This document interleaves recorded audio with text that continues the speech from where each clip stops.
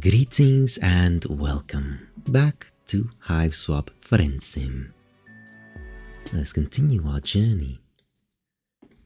Let's simply continue on to Volume 6 of Text and Envy Green Part 2. The Green with Envy bit. Oh, apparently there's two of them. No, we can't have too many friends now, can we? Or can we? No, we can't. We absolutely cannot. Never enough friends. With your fresh heaps of hard-won cultural knowledge, you continue on your journey. Troll life sure is complicated, not to mention troll romance. You really aren't interested in getting into all of that. Your life is complicated enough, and adding an additional level of angst on top of that does not sound ideal.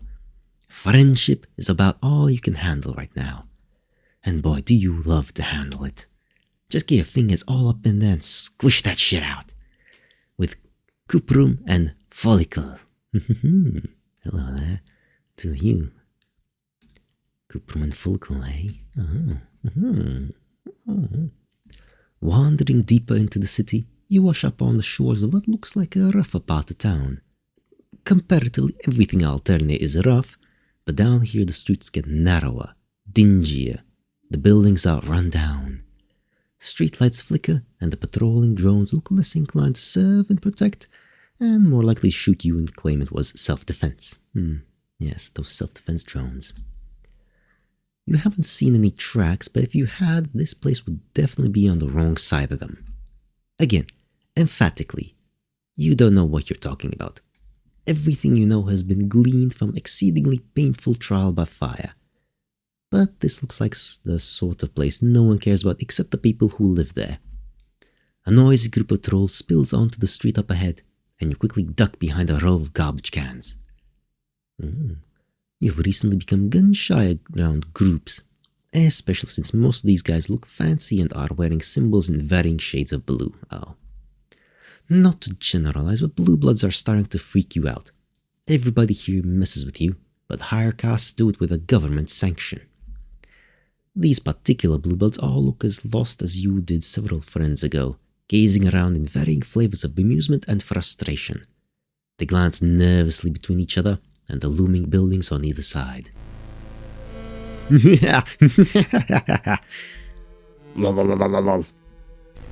a hot jolt of adrenaline, you realize you aren't the only person hiding in a pile of garbage. There's someone else. Two someones, actually. What you initially take as one large lumpy troll resolves, on second glance, into two smaller trolls, a girl and a boy. The girl is clinging to the boy's back, like a very greasy sloth. It looks like a pretty precarious position, in your opinion. You've recently become an expert in falling down. Also, I love the music here. It is fantastic. It's weird, but it's different from the others. Yeah, I like the beat of that. They are both skinny and stringy, and damn, you thought that smell was from the garbage, but it might be them. Blues just busy living their pathetic lives. Walking out of their hives. Straight up into our trap. Idiots never see it coming. You ask if they mean the trolls out on the street. Probably you should just mind your own business, but when the fuck have you ever done that before? Also, it's nice to see someone besides you getting mocked for once. You kind of want to join in on the mocking. Who the fuck are you? Where did you come from? Trash creature. Born out of trash, la. Well, so much for not getting mocked. These are probably equal opportunity mockers, though. They mock everyone. Kinda like Polypa had been with murder. Oh yeah, that's They keep sniggering. You can't help thinking you are being called out. We're gonna stick up for ourselves. Let's be... yeah, fuck that. They might respect that, maybe. You put to them, offhandedly, that perhaps it is they who are the trash creatures, since they are the ones who smell like they've been rolling in it for the past few days. For some reason, this makes them laugh even harder. Kuprum, check out the badass we got here. Motherfucker freaky Colbane nerd lock talks back. Why don't you run and cry about it? Yeah, go and tell your looses on us. The girl tugs at the boy's hair, and then they're off, cackling and running up the street with a weird, stumbling gait. Oh, okay. They leave you all on your lonesome, fresh friendship opportunities withering on the vine. You probably dodged the bullet, but you can't prevent the oncoming. Oh, well, okay, that was quick. It's for the best. That probably is. This is the good ending. You didn't get involved, but I mean, come on now. We can't do that. It's not even been 3 minutes. Okay, it's been 5 minutes, but still. Let's try that again. Okay, so, alright, fine, let's just take it lying down. It's not like we haven't done that before. You never thought about what a weirdly sexual idiom that is. Regardless, you decide to swallow your protests. Hey, that's pretty sexual also, god damn it. Thanks, English language. Yeah, I mean, it's a monster, English language. It's a bullshit monster that's been inbred and fucked around so much, it's not even funny. It's like the... it literally is the result of all the fucking of the English rulership. Well, just European rulership over the centuries. Up until only a few hundred years ago, really. Although that's mostly French, but French was the dominant one. It fucked over everything else. That's why so many bullshit French... Anyway, I'm moving on. I've done this before. I'm moving on. You don't want to start out a friendship with hostility. If you had parents, they would have told you that 2 wrongs don't make a right. You could argue it isn't worth trying to befriend people who open with insults, but that's just how people are here. You gotta roll with it or get out of town. And so you literally can't go anywhere. You'll just roll. And you really, really want more friends. Addiction is a powerful thing. You admit that you don't have a lusus, and you are pretty used to insults these days. You include an affected shrug to demonstrate just how easily everything rolls off your back. You add in a contrite little kick at the pavement and hang your head, even if you aren't quite sure what you did wrong. Lol, rusty dunks on their own damn self. Don't have to do shit. This could be kinda relaxing for us. The girl turns a weird, spidery face toward you. You should come, hang out. Wait. What? You want to hang out with this bottom feeder? They look like a huge drag. I already have enough dead weight with you ass to drag around. Aw man, you really hit the jackpot with these guys. 2 friends for the price of 1. To answer your earlier question that you may have forgotten you asked, Kuprum hacked their Palm Husk's GPS to bring them down here. Idiots can't do shit without their fancy tech. Ah, neat. That's fine. That's nice. Oh, I like that smug face on Kuprum's face, though. That's great. The Blue Bloods are all arguing now. Somebody throws a punch. You figure it's a good prank, if a little mean-spirited. Folykl stops yanking at Kuprum's hair and looks at you. Wow, you really are pretty basic. Hey, Kuprum. She gives his hair another yank, like it's reins and he's her horse. Kuprum grins, showing a bunch of big, blunt teeth. He raises a hand that crackles with white-hot energy. Your stomach clenches and your feet leave the pavement with just enough for your toes to drag along the ground as you float over to them. For a few seconds, you have zero control over your own body. Kuprum lets you go, and you land hard enough to your heels to make your ankles twinge. One of the flickering streetlights shines down on Folykl's face. What you had initially taken as deep-set eyes are actually no eyes. They are black holes in her face. It looks super creepy and also super painful. Yeah, so what? You think I would just have eyes like some kind of normie? You would never accuse her of that. That isn't really a word you have in your lexicon. LOL. He keeps doing that, saying the word instead of laughing. It's actually a hell of a power play. It kinda is. God, everybody doesn't know a case of void rot when they see it. Have you never met a gold blood before?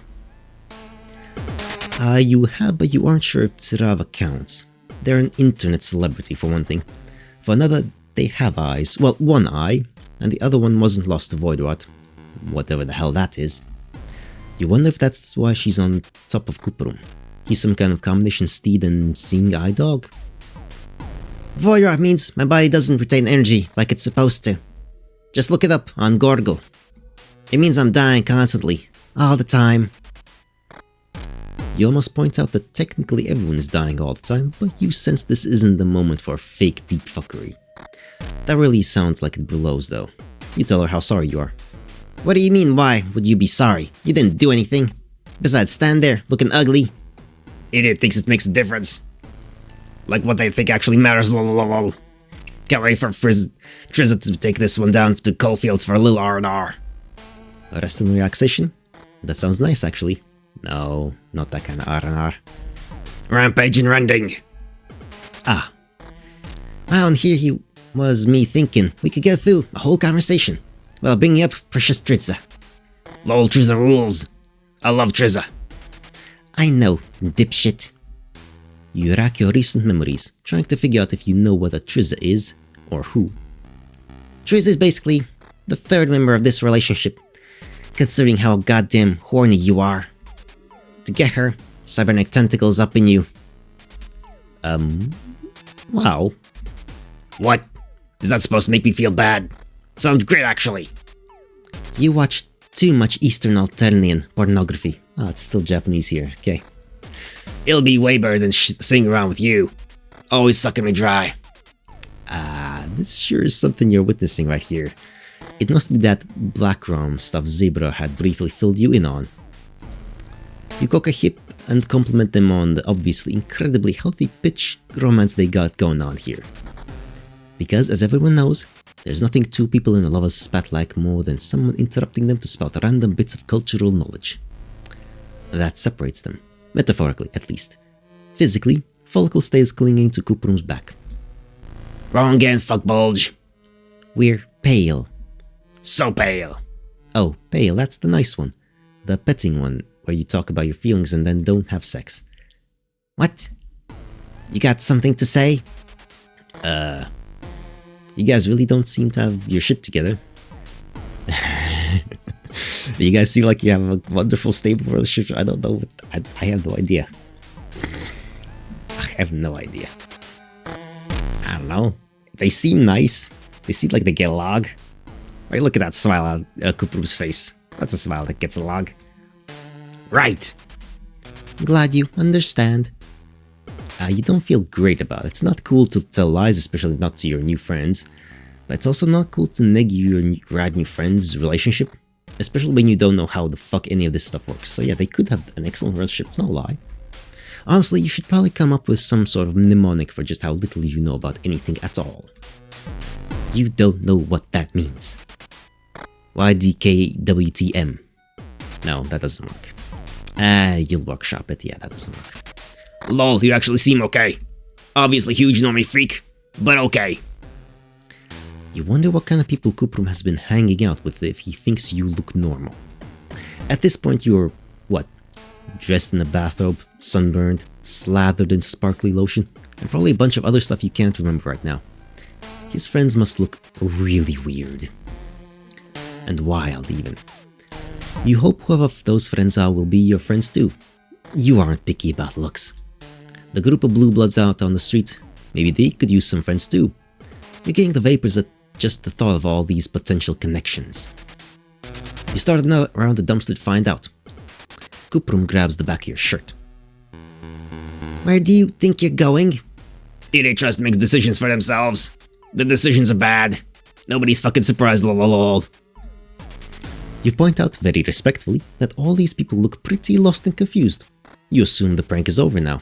Everyone can shake hands and go on as friends. What? Well, the joke's not over until they're dead, though. I mean, that's how that works, right? This is Alternia. Those blue bloods are gonna die. Or at least get horribly maimed. That's the point, right? Right? Come on now, protagonist. Get with the programming.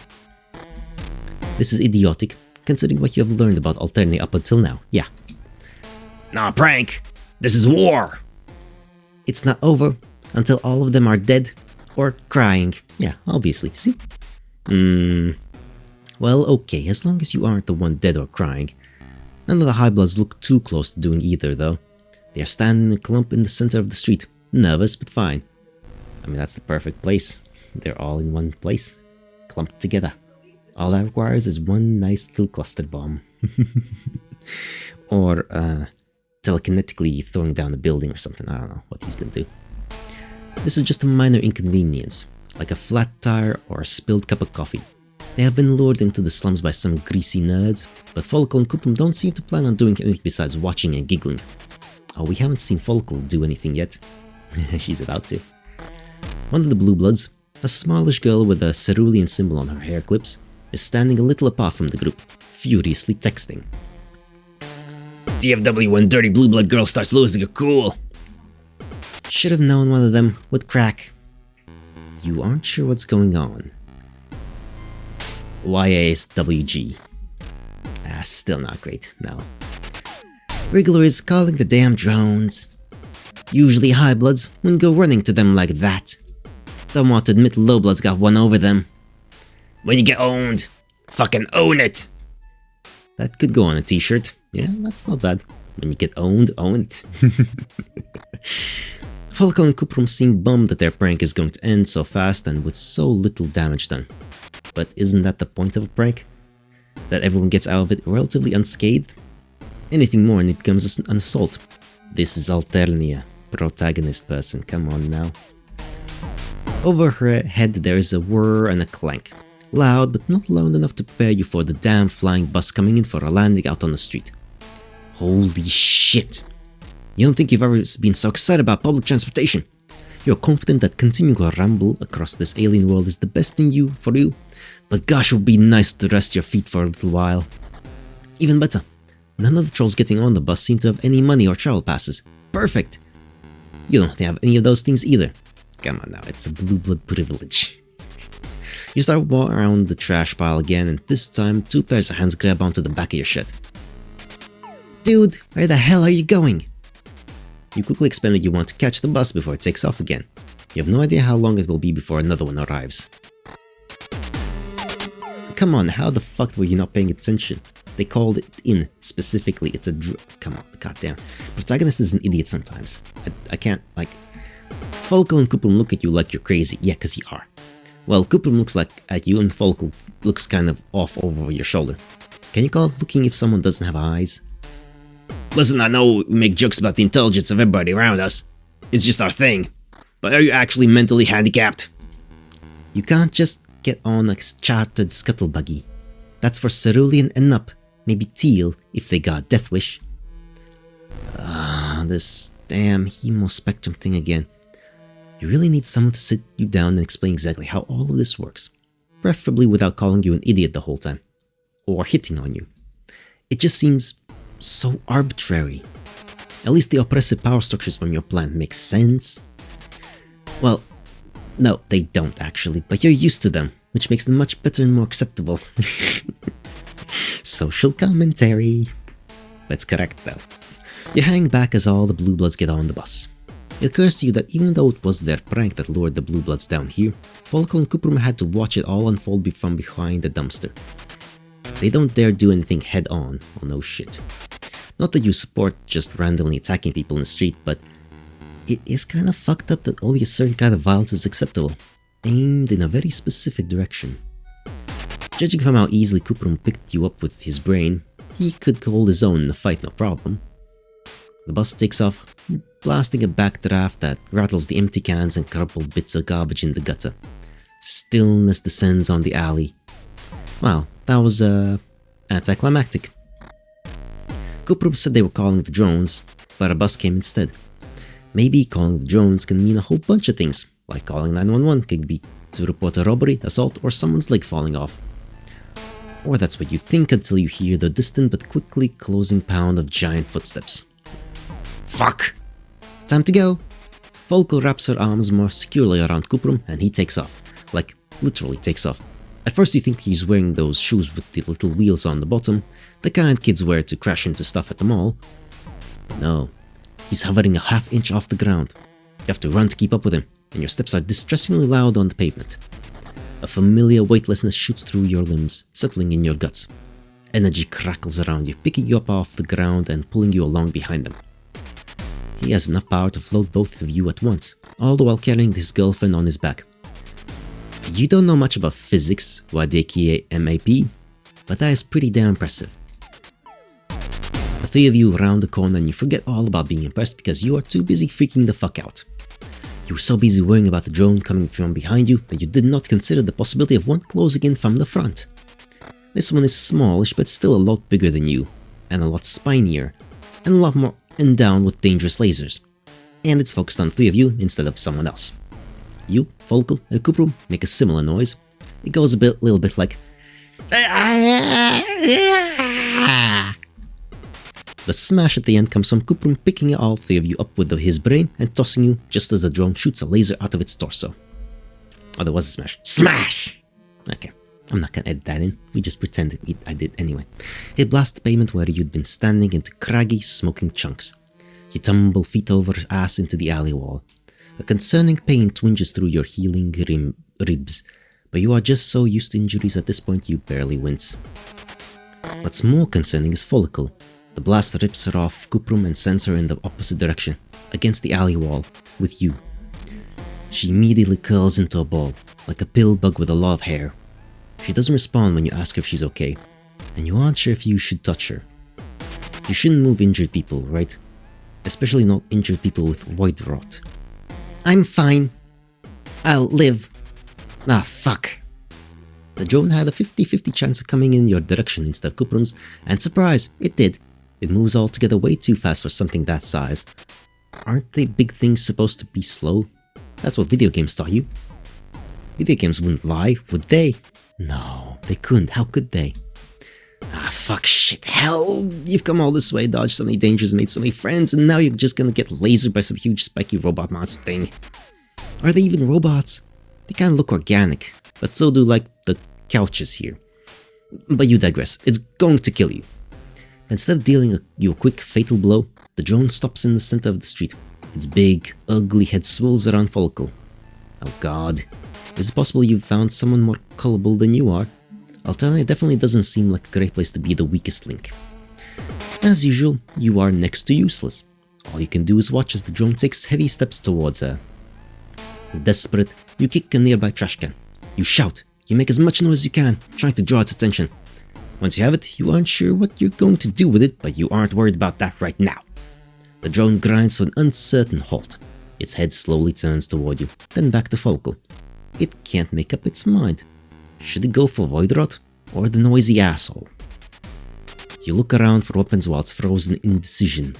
There's nothing here but empty bottles and tiny pieces of concrete. Ah, you really are a worthless wreck. The new friend is about to get stomped on, blasted or kicked with a giant metal leg, and all you can do is hop around like a maniac and smack a trash can. Fuck! Luckily, for once, you aren't the only one here. Your new friend already has a friend. You're really friend crashing here. Ooh, beast mode. Kuprum doesn't screw around. He rises up on a wave of crackling power, attacking the drone by, well, basically just by putting his hands on its big ugly head and discharging as much energy as possible, frying whatever brainstem the thing has. You try to be at least a little bit useful and drag Folykl out of the way of the drone as it falls, but it doesn't fall, it just shuts down. The evil red glow of its eyes dies and goes still. It becomes just a giant ugly statue of an alien robot in the middle of a filthy street. Kuprum drops like a rock, and before he's even out of the air, he's on his way to Folykl. He shoves you out of the way. Fall, are you okay? Please say you're okay, what the fuck, Fall? Folykl buries her face in Kuprum's chest, her two little fists clinging tight to his arms. Her shoulders rise and fall. She's taking huge breaths like she can't get her lungs to work right. Do trolls even have lungs? They probably call them something weird, respiratory sacs, breath glands, suck sphincters. I'm fine. Idiot. You had a snide comment all ready to go, concerning appreciating your loved ones while you can before a big metal monster comes and squishes them. But sitting here watching Kuprum hold Folykl like he never wants to let her go, well, aww. All your snideness drains the egg into a puddle at your feet. You don't know them. You don't know their life. Their relationship might not be the healthiest, but honestly, whose is? You've seen some really bad shit, both here and back home. Hey, you okay, dork? Yeah, you really are.